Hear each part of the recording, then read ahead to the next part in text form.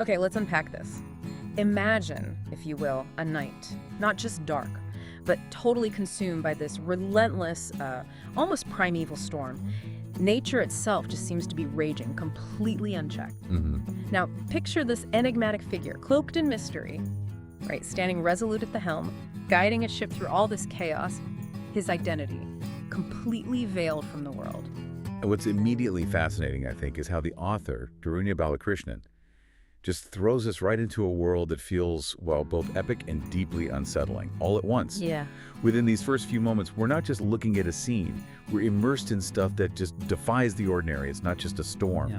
It's so intense, it feels primordial, like an active force. And then you have this king, whose presence alone seems to, I don't know, command or at least challenge the elements.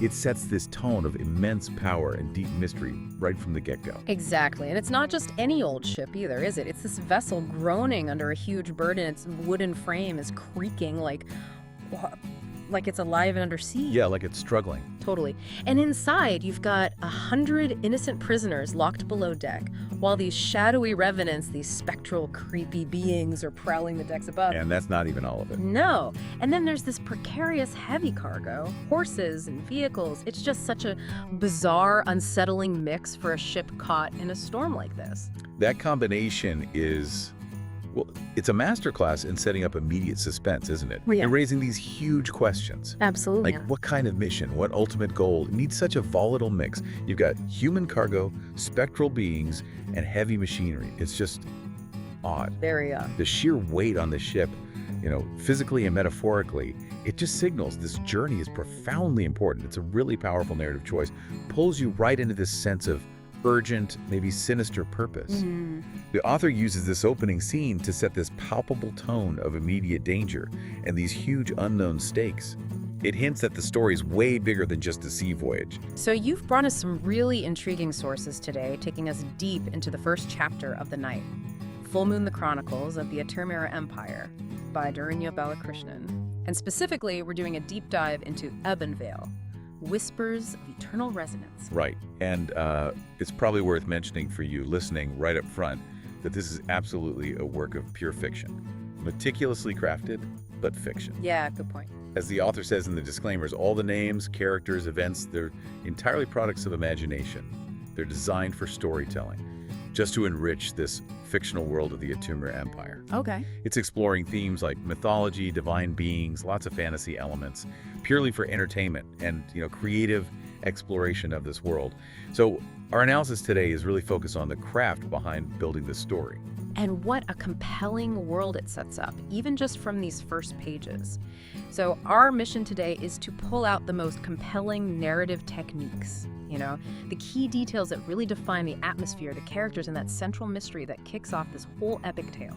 We want to understand how Balakrishnan builds this world and why these choices make such a gripping opening. Precisely.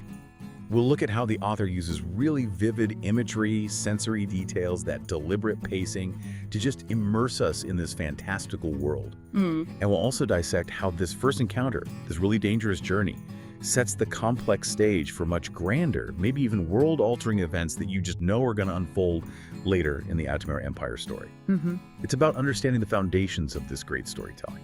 Okay, so let's start right there. On that groaning ship, stuck in the middle of all that chaos, we're almost immediately introduced to the High Revenant of Embercrag.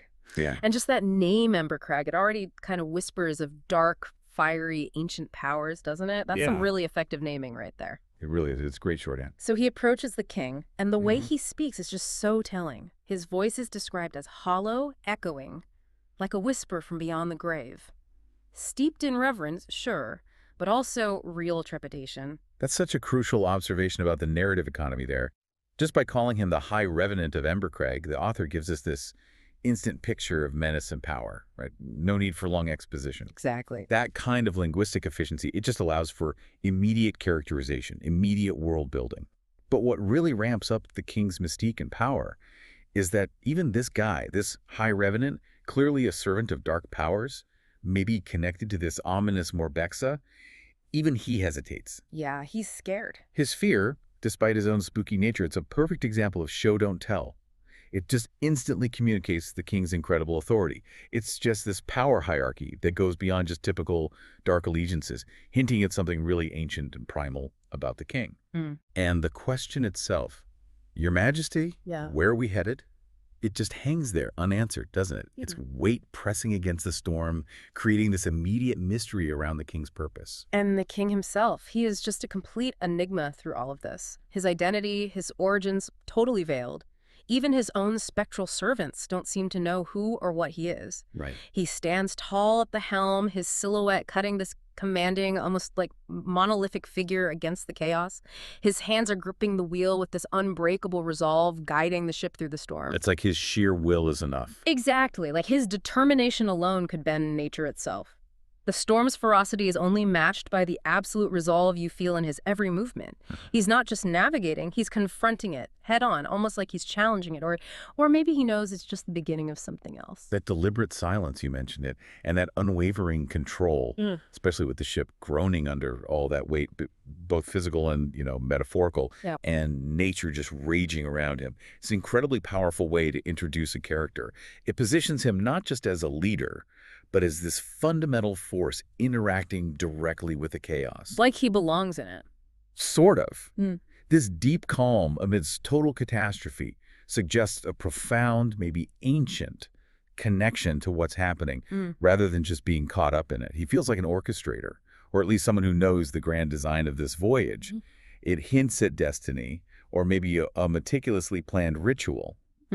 This stoic resolve against overwhelming odds immediately marks him as hugely significant in the story, right? It makes you speculate what is his true nature, what are his ultimate goals. And as we're thinking about the king as this almost elemental force, it becomes really clear the storm isn't just background noise, is it? Oh, definitely not. It's absolutely a character in its own right. It's not just there for effect, it's a living, breathing thing that just magnifies the dread on board. We hear the thunder bellowing like the roar of some primordial beast, shaking the very fabric of the night. Primal is the word. Yeah.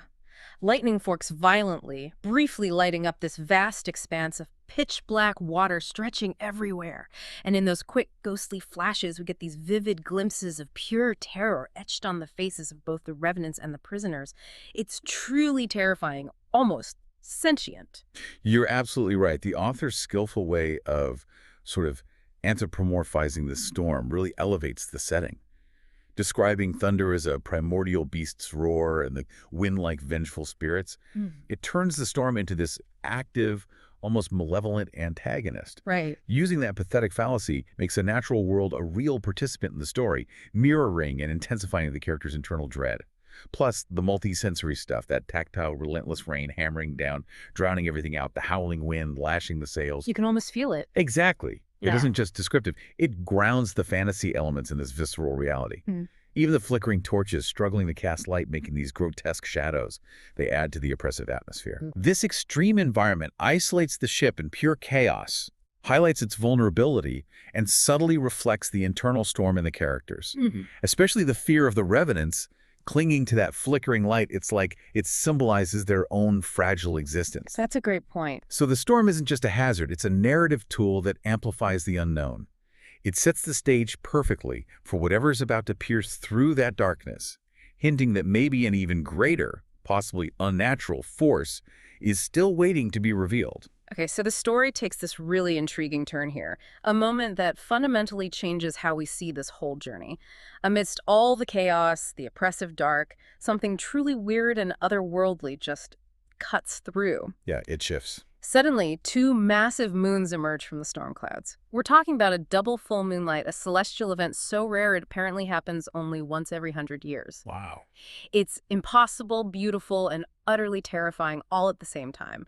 The storm's raging, the ship's being tossed, and then bam, these two huge glowing moons just appear. And that's where the narrative pivots, right? From that raw, natural fury to something profoundly celestial.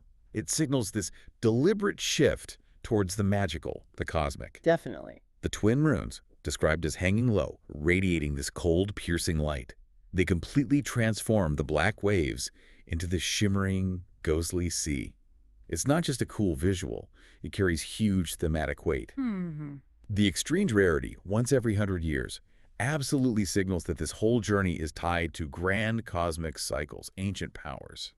It lifts the story from just a dangerous sea trip to something steeped in ancient prophecy or, like you said, a meticulously orchestrated magical plan. Right. And the revenants staring up, their hollow eyes transfixed, reflecting the twin moons. They're clearly overwhelmed by a force beyond their understanding.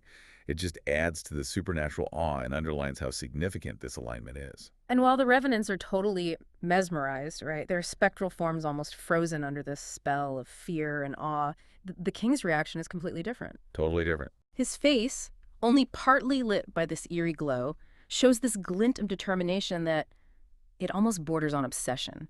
This is clearly the moment he was waiting for. Wow. The storm, the sea, this incredibly rare celestial event, everything conspiring to test him, or rather, everything leading to this precise alignment.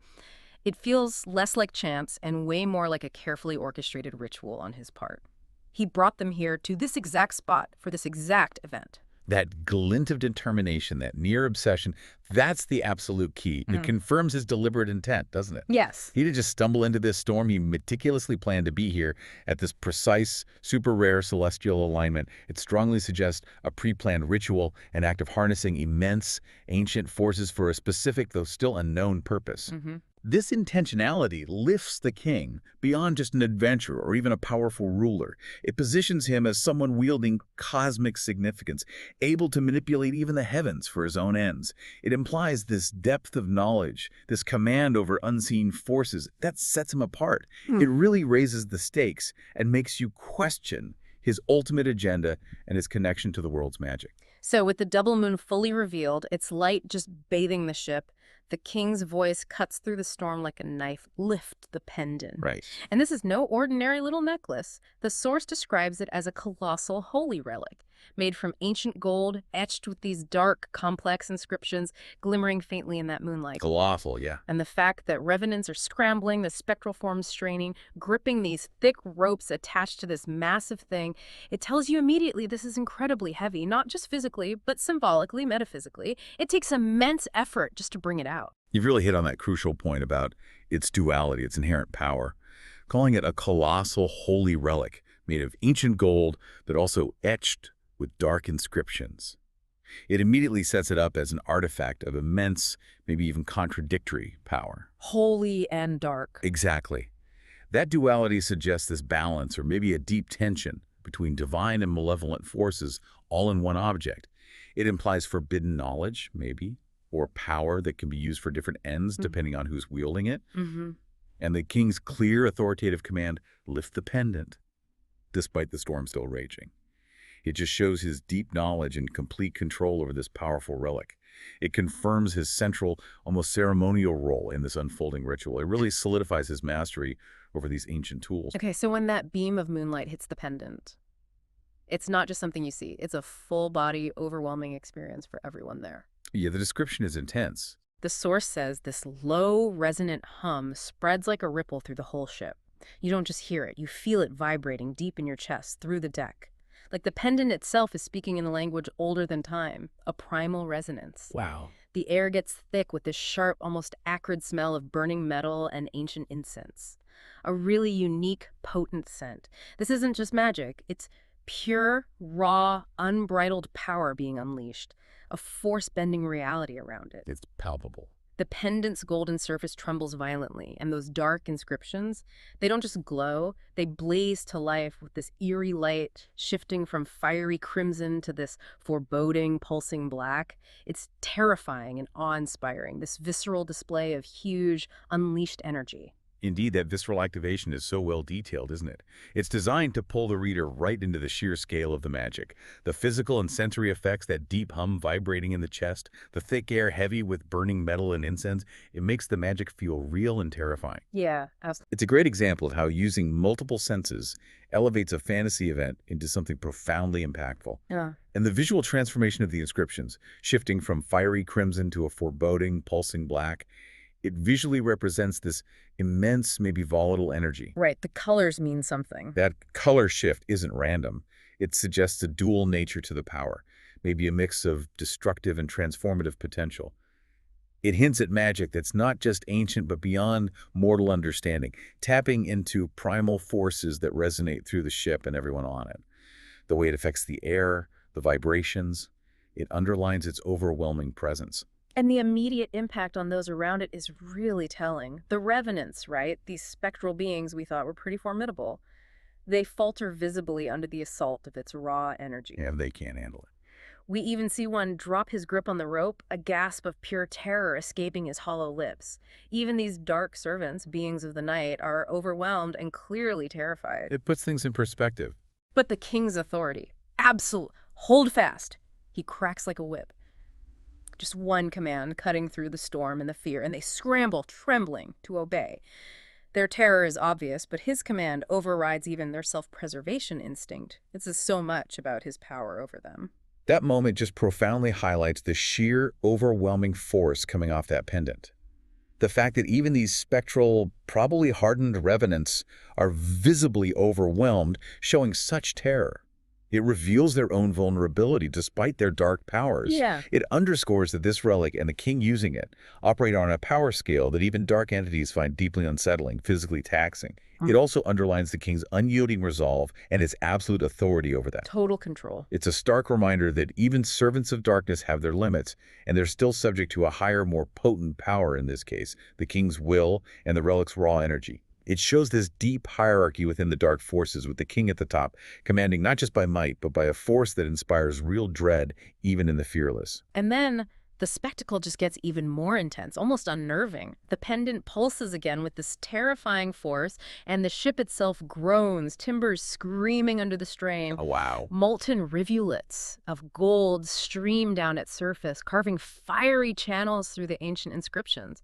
It's like the pendant is literally bleeding its essence into the storm. Bleeding, yeah, that's evocative. A sharp hiss fills the air as the molten metal hits the rain-soaked wood, sending up these plumes of steam that coil unnaturally, writhing up towards the sky. It really feels like the relic is sacrificing itself, pouring out everything it has for this ritual. Heavy price. The revenants, their spectral forms flickering, clutch the ropes with these trembling, desperate hands. One even mutters, This is no mortal relic," before his buddies glare him into silence. Their shared terror binds them in this horrifying, unspoken agreement. That imagery of the pendant bleeding its essence, molten gold carving fiery channels, it's incredibly powerful. It suggests this draining, this channeling of immense, maybe irreplaceable power, almost a sacrificial act. Yeah, exactly. It emphasizes the extreme, maybe irreversible nature of the ritual.